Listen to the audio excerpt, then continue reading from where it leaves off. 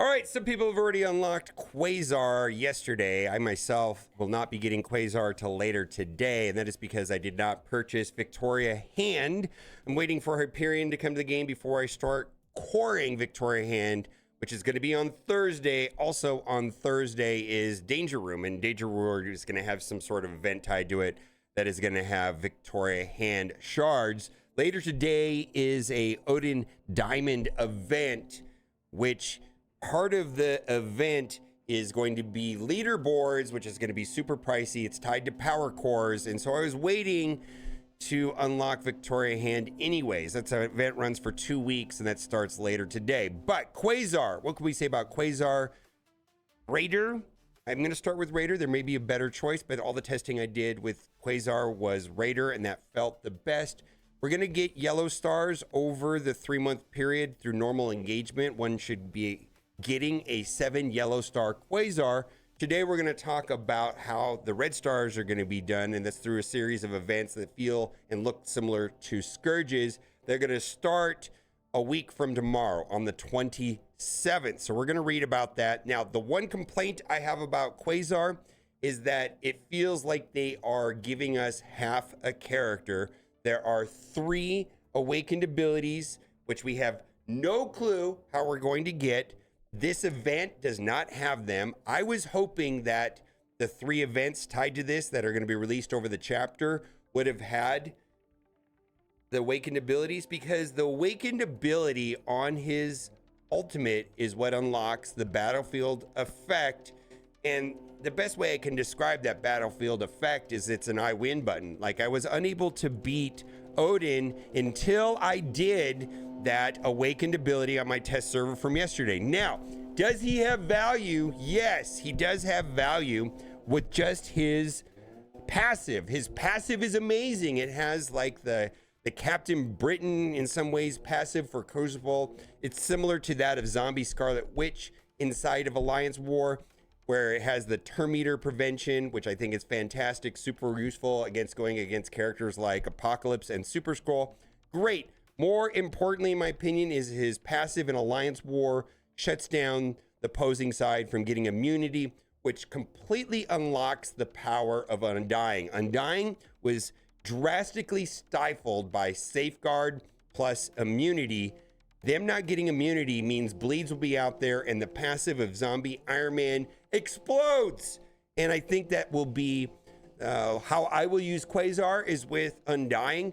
Now, whether or not Zombie Scarlet Witch finds a different home and I use the original 3 or the first 3 Undying with Quasar and somebody else remains to be seen.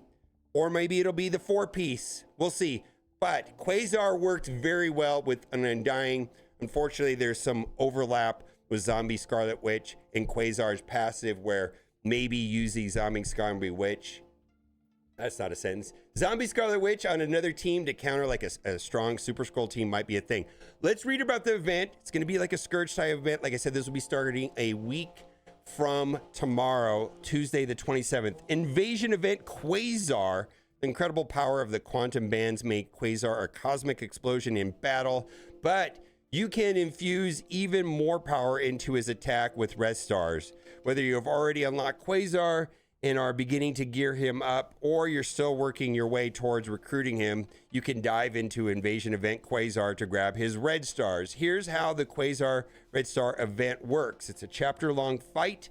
This essential event will run once a month during Chapter 1 and calls on your newest teams to fight through foes to bring back red stars for Quasar.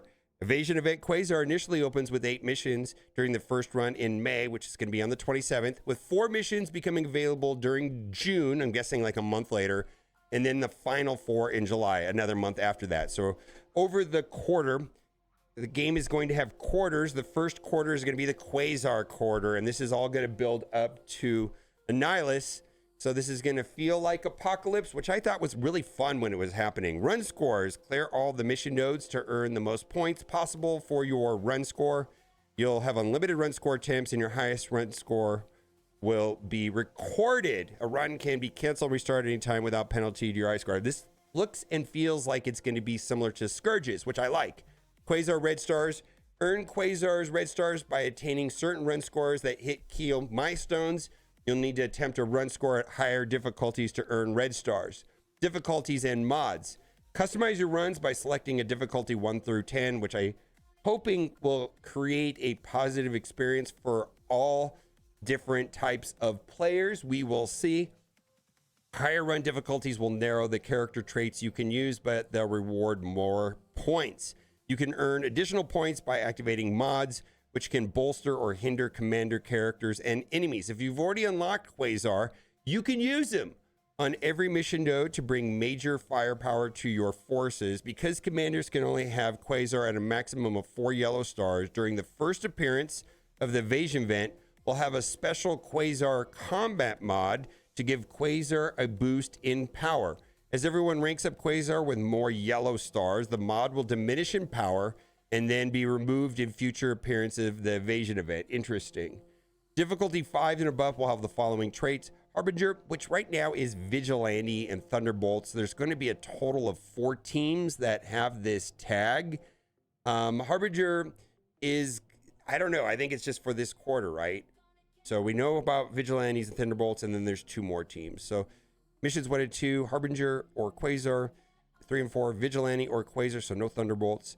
Mission 5 and 6 will be Vigilante or Thunderbolt or Quasar, and then missions 7 and 8 will be Harbinger or Quasar. So this is going to be another reason why I'm going to want to get Hyperion on Thursday, get Victoria Hand up and running around that same time so I can have the full team operational. Probably going to wait till Thursday to figure out what I want to do with Victoria Hand. List of available mods. Storm Warning, all raid abilities are active during this run, which should help out like Vigilantes quite a bit. Substantially increase the speed, damage, armor, resistance, and focus of Quasar. This will depreciate in power on the next run.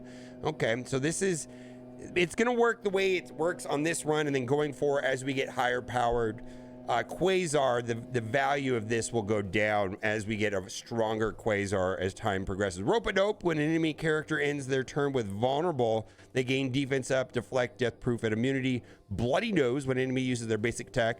They also apply bleed to the primary target. When an enemy uses their special attack, they also apply 1 heal block to the primary target.